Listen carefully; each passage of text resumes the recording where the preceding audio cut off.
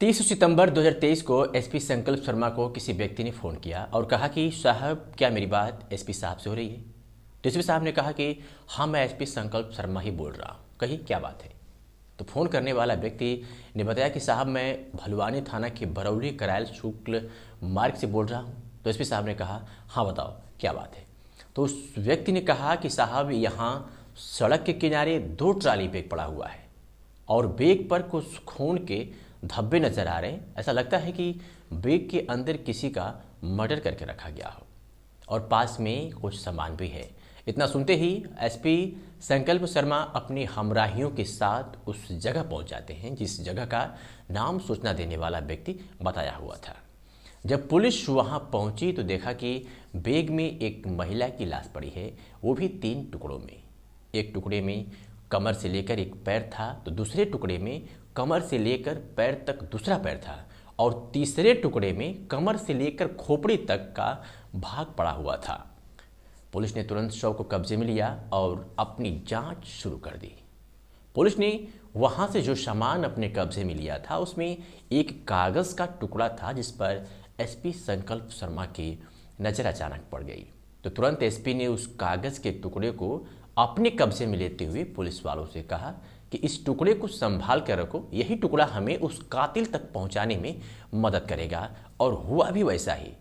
Police ने जब उस कागज के टुकड़े के सहारे असली कातिल तक पहुंची तो उस कातिल ने सब कुछ बता दिया कि किस तरह से वो एक शादीशुदा महिला की जिंदगी में आया और कैसे उसे अपने प्रेम जाल के कब्जे में किया और फिर उसके पति से तलाक दिलवाया और फिर उसके साथ रहने लगा और फिर कैसे उसकी हत्या कर दी।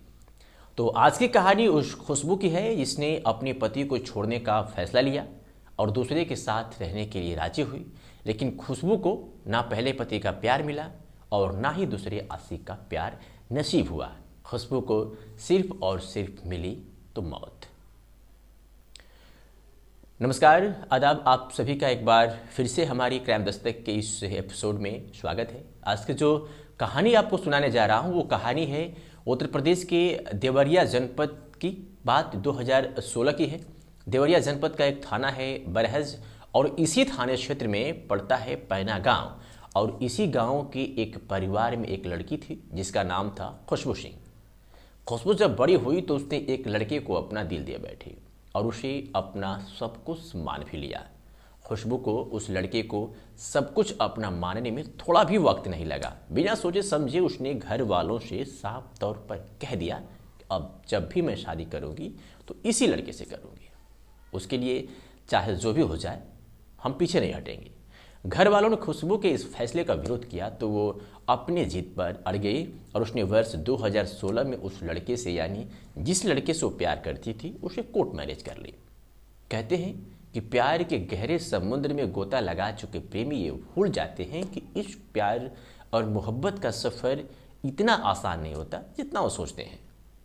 जब प्यार के बाद शादी होती है और शादी के बाद जब बच्चे होते हैं तो अब वो प्यार एक दूसरे को नहीं दे पाते जो एक प्रेमी प्रेमिका बनकर उन लोगों ने एक दूसरे से प्राप्त किया हो, क्योंकि अब वो प्रेमी प्रेमिकाओं से अब पति पत्नी बन चुके होते हैं और बच्चों के आने के बाद उनकी जिम्मेदारियां बढ़ जाती है। जैसे प्रेमियों ने इस बात को समझ लिया उनकी तो ये प्रेम मैरिज यानी लव मैरिज सक्सेस हो जाती है, लेकिन जिन लोगों ने नहीं समझा उनकी बर्बाद हो जाती है।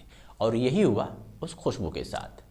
धीरे धीरे दोनों की शादी के बाद कुछ वर्ष गुजरे तो किसी न किसी बात को लेकर दोनों में तकरार झगड़े कहासुनी होने लगी, यानी दोनों के रिश्तों में अब वो मिठास नहीं थी। खुशबू के ही गांव का एक लड़का था जिसका नाम था मुन्ना निषाद और इस लड़के की उम्र थी लगभग 32 से 34 वर्ष। मुन्ना दुबई में नौकरी करता था। कद काठी काफ़ी खूबसूरत थी और देखने में मुन्ना स्मार्ट लगता था। मुन्ना का खुशबू के घर से आना जाना बराबर हुआ करता था और कभी कभी वो खुशबू से बात भी कर लिया करता था। लोग बताते हैं कि मुन्ना मन ही मन खुशबू को पसंद करता था और यही वजह थी कि खुशबू और खुशबू के पति के बीच बराबर लड़ाई हुआ करती थी। खैर, इस बात की केवल मौखिक चर्चाएं थी उस क्षेत्र में, उस गांव में। इसकी पुष्टि किसी ने नहीं की है तो इसे हम भी साफ तौर पर सही नहीं कह सकते। बहरहाल जब खुशबू और उसके पति के बीच विवाद ज़्यादा बढ़ा तो मुन्ना की जो खुशबू के प्रति नज़दीकियाँ थी वो और गहरी होती चली गई। अब वो वक्त भी आ गया जब खुशबू और उसके पति के बीच तलाक हो गया, और ये वक्त था वर्ष 2022। यानी 2022 में खुशबू और उसके पति जो पहले कभी प्रेमी हुआ करता था उसके बीच तलाक हो गया। मुन्ना चूंकि दुबई में काम करता था तो पैसे अच्छे खासे उसने इकट्ठे किए थे, और धीरे धीरे वो पैसा खुशबू के ऊपर खर्च करने लगा और उसको अपने करीब लाने की कोशिश करने लगा। धीरे धीरे खुशबू मुन्ना के जाल में फंसती गई और उसे अपना दिल दे बैठी, और तो और उसके साथ रहने का फैसला भी कर लिया। जब खुशबू का तलाक हुआ तो एक ब्यूटी पार्लर में काम करने लगी, और मुन्ना भी दुबई की नौकरी छोड़कर घर पर ही रहने लगा और गोरखपुर में ऑनलाइन डिलीवरी फील्ड में काम करने लगा।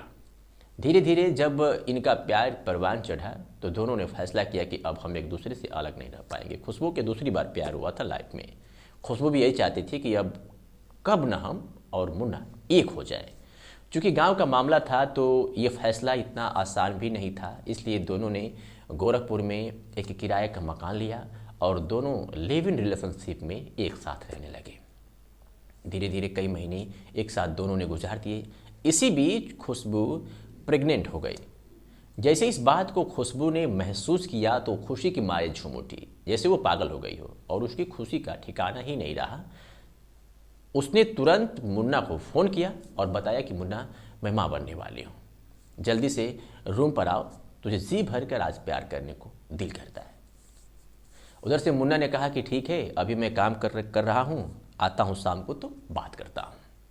लेकिन मुन्ना की जो आवाज़ थी उसमें वो दम नहीं था, वो बात नहीं थी कि एक पुरुष को पहली बार पिता होने के एहसास होने पर वो बात होती, वो बात उसके अंदर नहीं थी। फिर खुशबू ने कहा कि क्या बात है मुन्ना, तुम्हें खुशी नहीं है क्या? तो मुन्ना ने कहा कि नहीं, ऐसी कोई बात नहीं है, फ़ोन रखो, घर आता हूँ तो मैं तुमको बताता हूँ।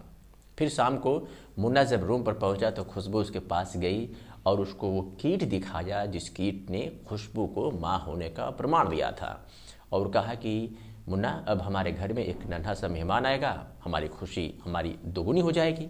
इस पर मुन्ना ने कहा कि ये देखो, इस बच्चे को नष्ट कर दो, क्योंकि अभी हमारी शादी नहीं हुई है, लोग क्या कहेंगे, जब शादी हो जाएगी तो बच्चों के बारे में सोचा जाएगा।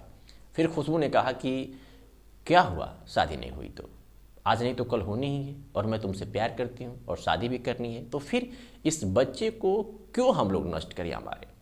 लेकिन मुन्ना था कि मानने को तैयार नहीं था। उसने कहा कि मेरे साथ रहना है तो इसे नष्ट करना ही होगा।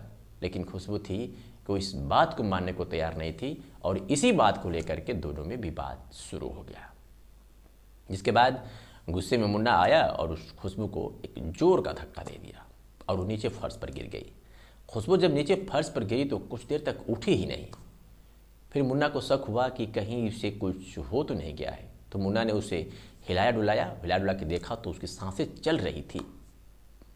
फिर उस वक्त मुन्ना के सर पर ना जाने वो कौन सा शैतान हावी हुआ, एक हाथ से खुशबू का गला दबाकर उसने हमेशा हमेशा के लिए मौत की नींद सुला दिया, और फिर रात भर खुशबू की लाश के साथ वक्त बिताया और सुबह होने का इंतजार किया। जैसे ही सुबह हुई वो फ्रेश हुआ और अपने मकान मालिक को बुलाया और कहा कि मुझे ये रूम खाली करना है, मेरी जाब कहीं और लग गई है। मकान मालिक ने कहा कि ठीक है, अगर जैसी आपकी इच्छा, अगर आपको जाना है तो आप जा सकते हैं। फिर मुन्ना ने हिसाब किताब किया और एक पिकअप वाले को फ़ोन करके बुलाया और उस पिकअप में अपना सामान लाद कर चल पड़ा।